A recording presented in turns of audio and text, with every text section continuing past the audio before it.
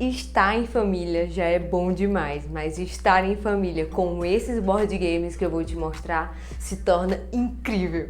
Olá, meu povo, bem-vindo alguém a este canal. Hoje eu vou mostrar para vocês 3 board games, ou jogos de tabuleiro moderno, ou jogos de tabuleiro. Os 3 melhores jogos para você jogar em família, tá? Aqui, vou logo dizendo para vocês, não vai ter, né? Uno, baralho, enfim, esses jogos mais clássicos, nem detetive, war. De fato, eu foquei em selecionar os melhores jogos de tabuleiro moderno, né? Não esses clássicos voltados para a criança. E aí, para que vocês entendam, né, qual foi o meu critério para avaliar. Primeiro, tem que ter muitos jogadores, né? Normalmente, quando estamos em família, temos uma grande quantidade de pessoas e é muito chato quando fica uma pessoa de fora. Então, eu escolhi jogos que tenham pelo menos o mínimo, né, 8 jogadores.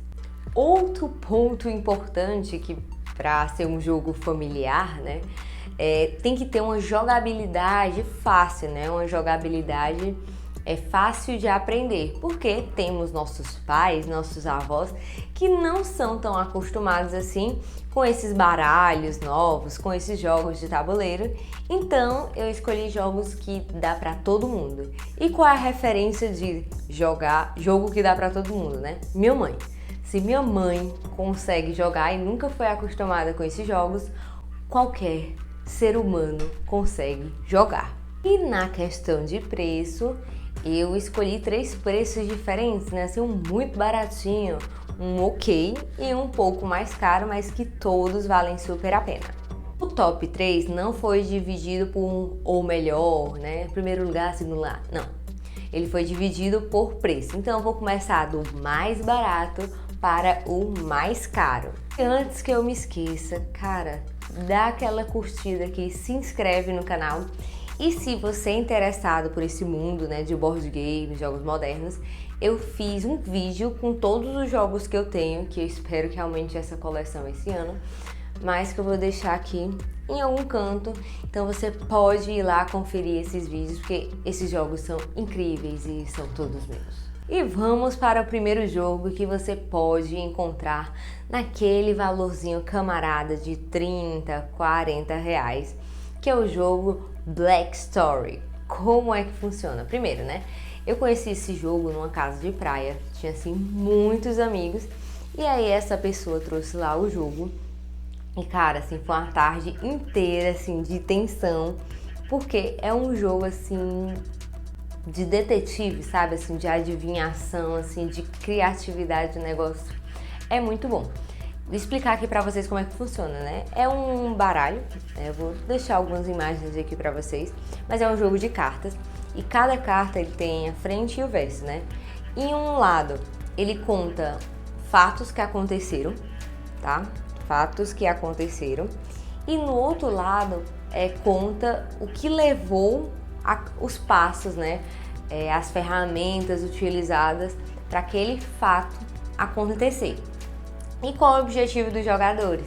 Entender, fazer perguntas ao mestre, né, que é aquela pessoa que está com as cartas, para tentar entender o que foi que aconteceu para aquele crime, aquele fato acontecer.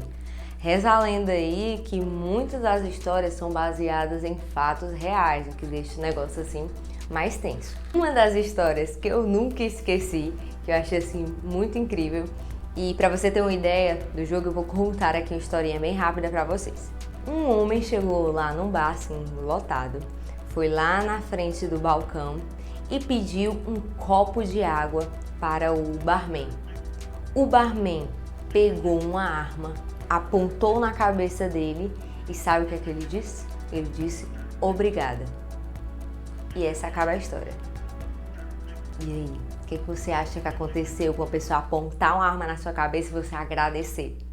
Se você achar essa cartinha aí, você cancela, mas olha qual é a história. O cara chegou com um soluço, por isso que ele pediu um copo d'água.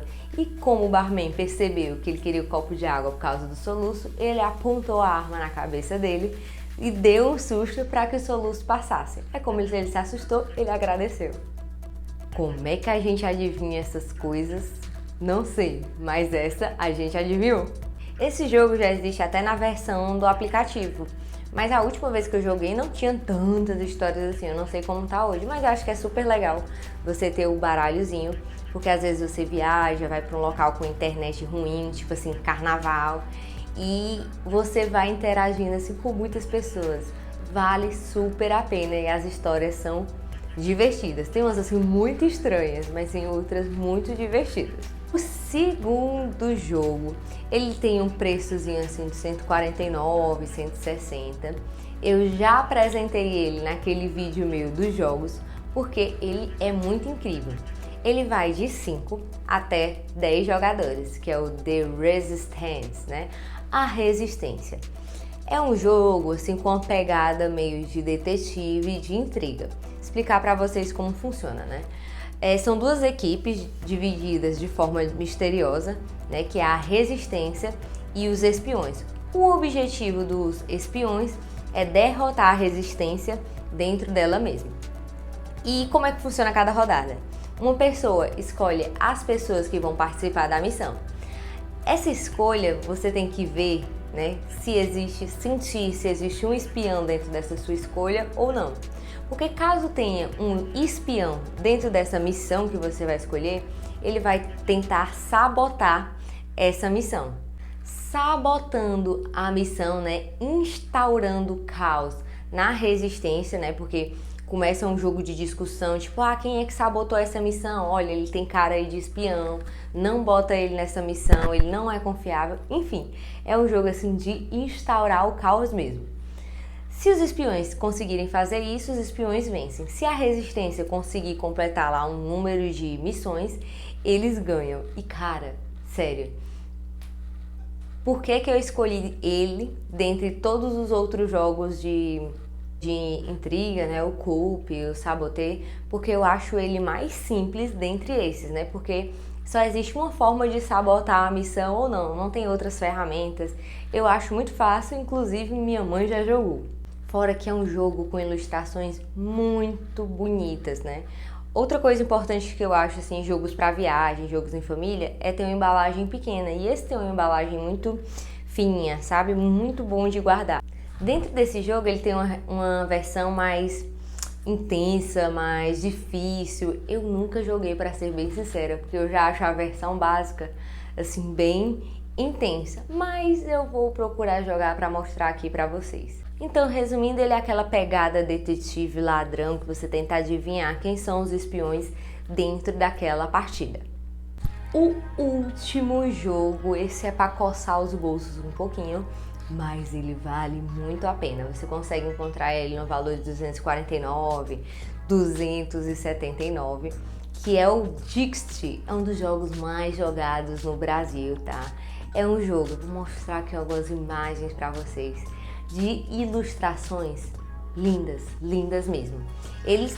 A quantidade de jogadores, né, máxima é de 8 jogadores, mas eu já acho um tanto de jogadores muito bom. E qual é a regra do jogo? É basicamente utilizar assim a sua criatividade. Cada jogador recebe 6 cartas no início da partida. E qual é o objetivo, né? Você pegar uma carta sua, colocar lá na mesa e dar uma dica sobre que carta é. Vamos lá imaginar que eu peguei uma carta de uma flor. E aí eu tenho que dar uma dica para os outros jogadores acertarem. Só que assim, você não pode dar uma dica difícil demais para que ninguém acerte e nem uma dica fácil demais para que todos acertem. Tem que ter pelo menos uma pessoa acertando. Tem um grau de pontuação que é explicado no jogo. Então você tem que dar a dica certa. Vamos lá pro exemplo da flor. Você pode dar qualquer coisa, o nome de um filme, uma música, mas no exemplo da flor eu digo romântico, né? Então eu coloco uma flor. Os outros jogadores vão colocar cartas que possam confundir os outros jogadores de não escolher minha carta. Vamos dizer que a pessoa do meu lado tem uma carta com ilustração de coração, a outra com chocolates. Essas cartas são colocadas no meio da mesa, sem que ninguém saiba de quem é a carta, né? Tudo embaralhado. E aí são viradas as cartas.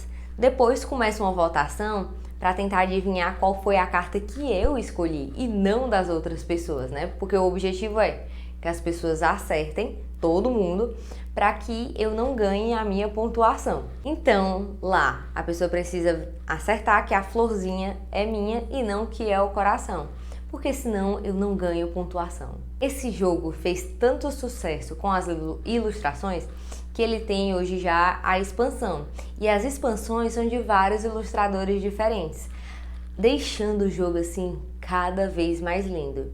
E como é um jogo de imagens, cara, o número de dicas, o número de referências que você vai ter é enorme, porque depende da pessoa que escolheu cada carta. Então é um jogo que não dá pra enjoar. Me fala aí qual desses 3 jogos você ficou mais interessado. Se você tiver alguma dúvida sobre cada um deles, pode perguntar aqui nos comentários que eu respondo todo mundo. Eu vou deixar aqui o link para que vocês consigam ver o preço dele normalmente na Amazon, mas eu super indico que você dê uma olhadinha assim em grupos de pessoas de jogos, porque às vezes as pessoas querem repassar esses jogos por um valor muito abaixo. Então você não precisa só comprar jogos novos. Realmente é um negócio assim que vale para a vida toda se você tiver todos os cuidados, e existem várias formas de você cuidar do seu jogo. Inclusive, se você quiser dicas de como preservar o seu jogo, né, os jogos que você vai comprar, também pergunta aqui embaixo que eu te ensino a preservar melhor o seu jogo. E se você gostou desse vídeo, cara, por favor, dá aquele like aqui. Eu fiz minha própria seleção, assim, que eu acredito nesses bons critérios que eu escolhi. Então dá aquela forcinha, se inscreve no canal e eu te aguardo até o próximo vídeo. Um beijo, até mais!